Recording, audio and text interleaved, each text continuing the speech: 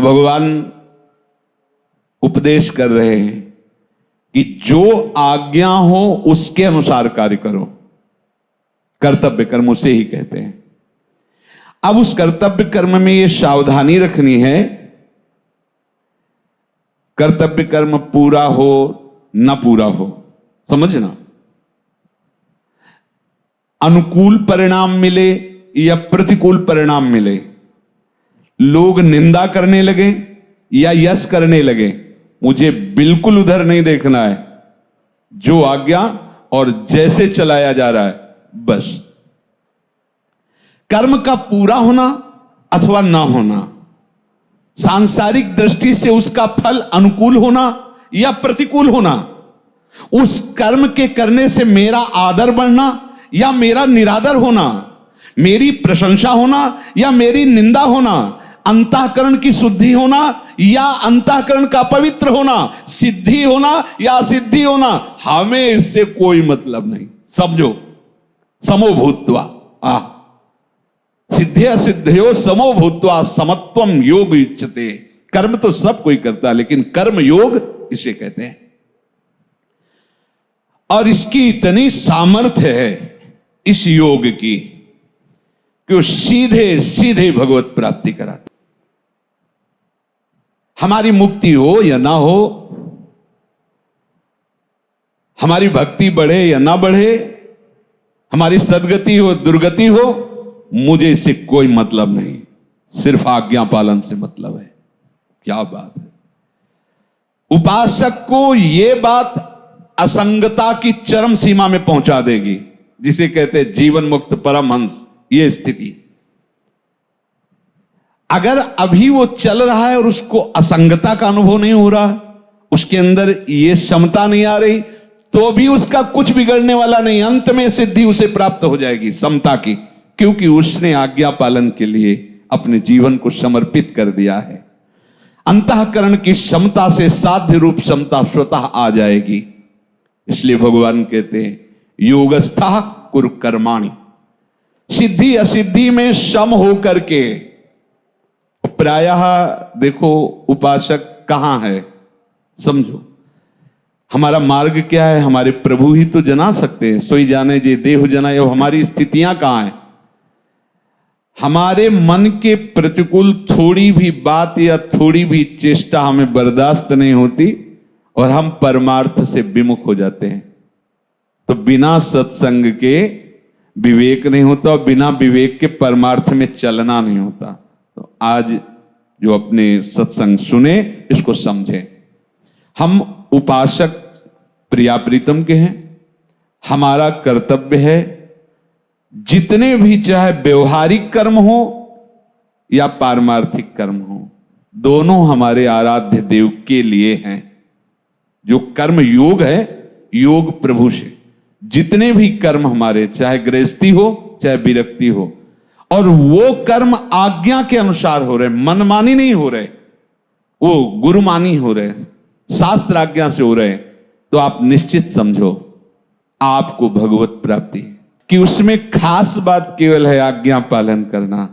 जो भगवान ने शास्त्र में आज्ञा की अपने धर्म कर्म के अनुसार, वैसे उन्हीं को भगवान मिल गए। हमें ऐसे चलना स्वयं भगवान का आदेश है। कर्म पूरा हो या ना हो, अंतःकरण पवित्र हो या ना हो, हमारे को दुर्गति हो या सदगति हो, अब मुझे कोई परवाह नहीं। इसकी खास बात जानते हो क्या है? क्योंकि हमने आपको समर्पित कर दिया अपना। अब आपके लिए यंत्रवत ये हो रहा है, मैं कहीं नहीं हूं। अब जिसके हृदय में ये स्थिति, वो कहां पहुंचेगा? सीधे प्रभु के पास पहुंचेगा।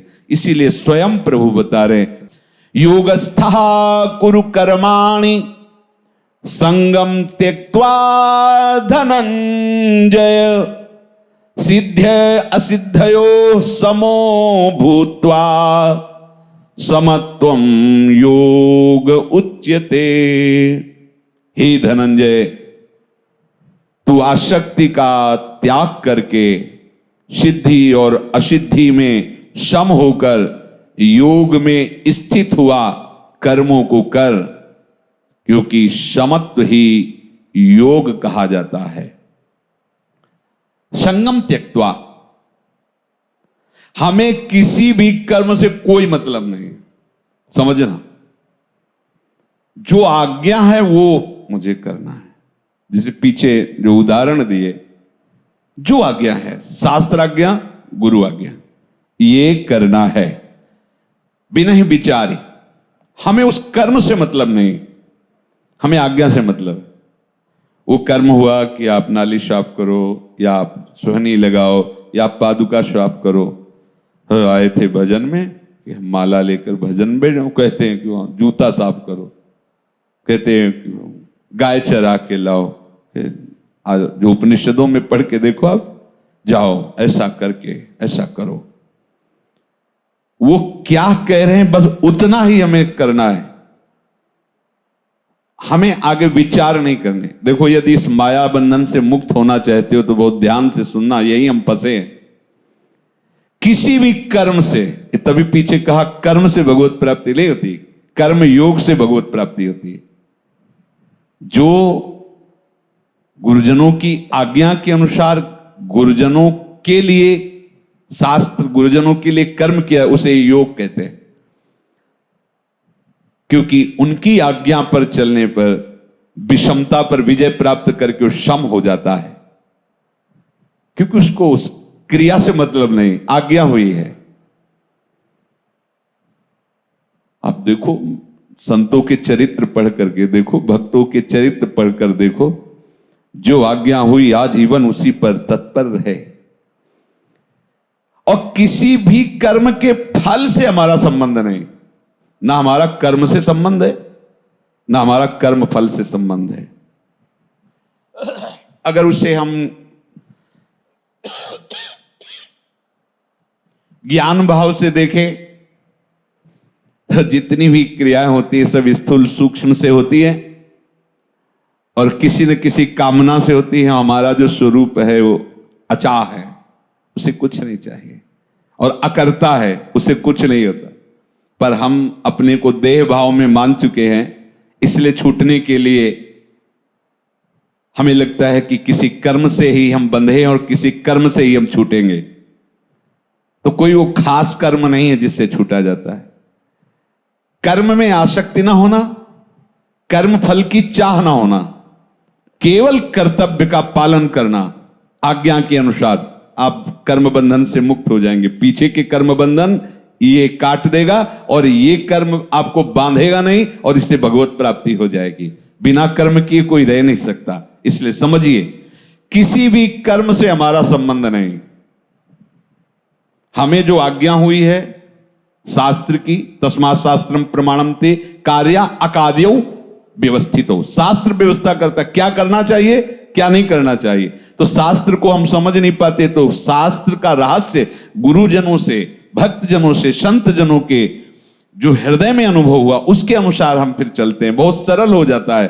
कहां हम पूरा शास्त्र पढ़ पाएंगे, तो वो सार बात हमें बता देते, ऐसा करो, ऐसा ना करो। तो जो करने के लिए कहा है वो हमारी प्रधान वृत्ति उनकी आज्ञा पालन है, उस कर्म से संबंध नहीं। वो कर्म ऊंचा है, नीचा है, पवित्र है, अपवित्र, इस पर वो जो आज्ञा किए हैं, हमारी दृष्टि आज्ञा पर है। देखो ना, श्री जी ने जो राधा वल्लभ जी के पीछे एक मंदिर है छोटा सा, प्राय सब लोग नहीं जानते, वो आनंदी बाई जी का, वो लाल प्रिया जी को अपना बेटा और बहू मानती थी। तो एक दिन श्री जी को पोशाक धारण करवा रही थी, तो साड़ी बार बार फिसल रही थी। तो उनका बहू, ये साड़ी पसंद नहीं क्या, दूसरी पहनाई। भक्तों की दृष्टि और भक्तों की बातचीत अलग ही होती है। वो भी जितनी साड़ियां थी सब बदल दी, लेकिन कोई भी टिक नहीं रही थी। अच्छा, तो बहू को अब नई साड़ी चाहिए, और आप विरक्ति से रहती थी। कुछ भक्तों से अर्थ एकत्रित करके बहू के लिए साड़ी लाने के लिए कलकत्ता आई। कई दुकानों में देखा, अंदर से लग नहीं रहा था कि ये साड़ी लें। अचानक एक रिक्शे पे बैठी हुई नवयुवती को देखा, वो साड़ी देखते ही एकदम पसंद आ गई। और एक रिक्शा किया, उसके पीछे लगाया। वो जब कोठी पे रुकी जाके, रुको, नजदीक गई। उनका, मैं अपनी बहू के लिए साड़ी लेने आई थी, वृंदावन से आई हूं। पहले यही सुन के आश्चर्यचकित हो गई कि ऐसी सास तो हमने आज तक नहीं देखी, जो अपनी बहू की पसंद के लिए वृंदावन से कलकत्ता साड़ी ले आई। और फिर हालत देखी, रज लगी हुई, फटी मार्किन जैसी, ऐसे पहने, समझ में नहीं आ रहा था। तो हाथ जोड़ा और कहा कि मेरी बुद्धि काम नहीं कर रही आपको देख करके। आप कितना प्यार अपनी बहू से करती है कि आपके तो वस्त्र ऐसे, और आप हमारी साड़ी देखकर अपनी बहू के लिए पहले तुम अपना परिचय बताती कि हम वैश्या हैं।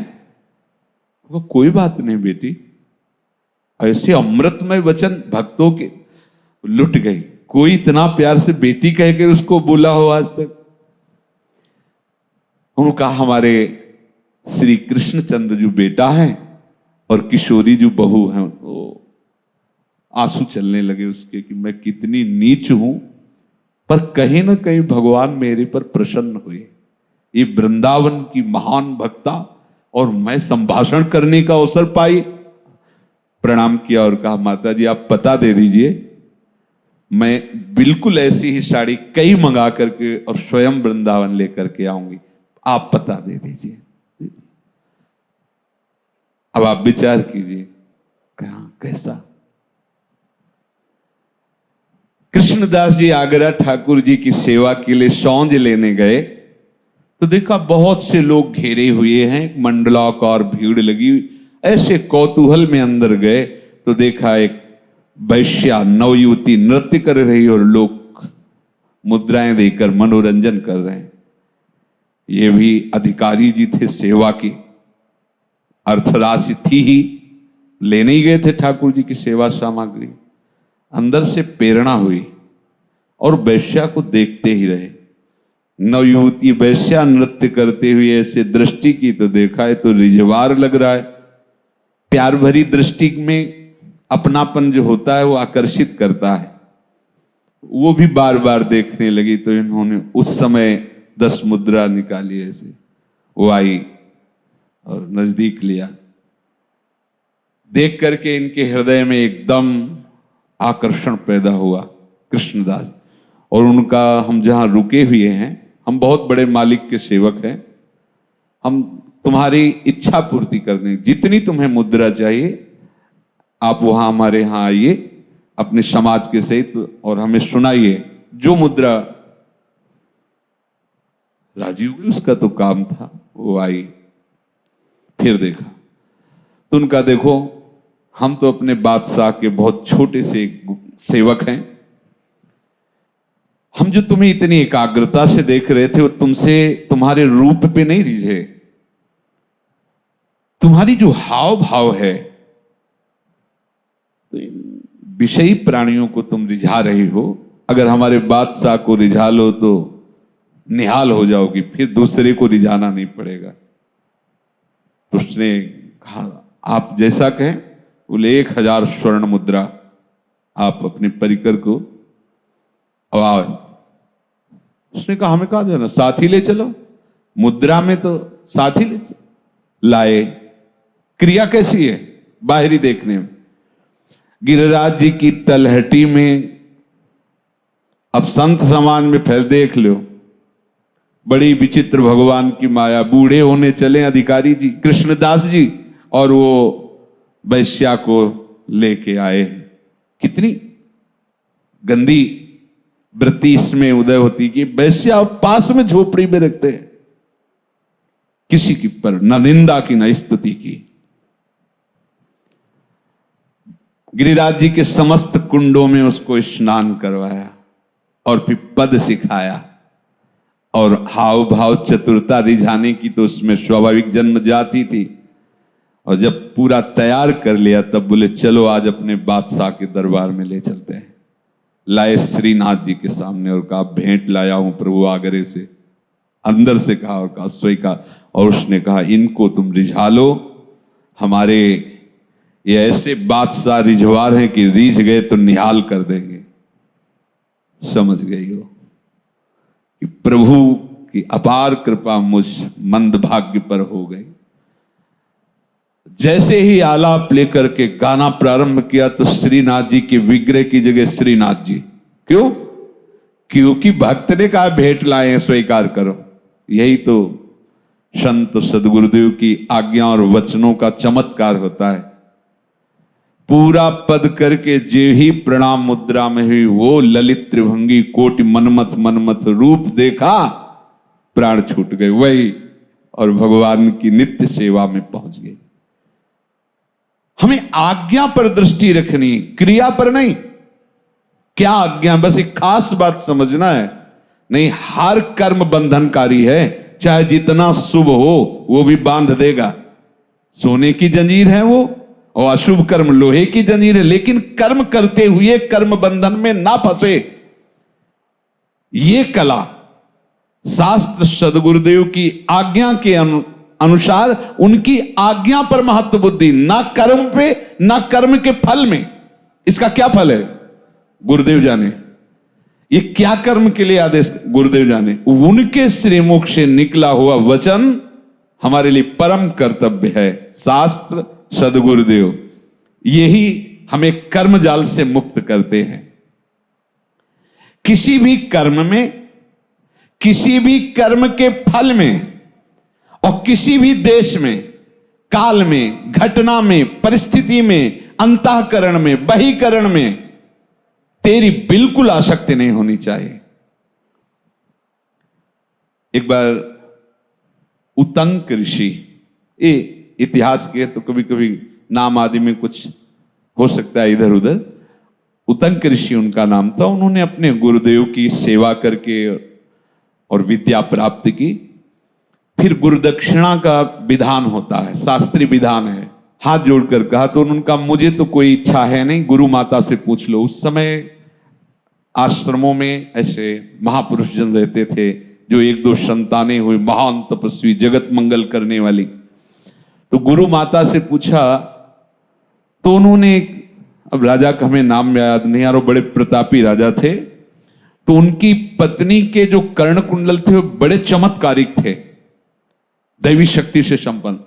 तो उनका अगर तुम देना ही चाहते हो गुरुदक्षिणा तो उनकी महारानी के कुंडल लाके हमें दे दो।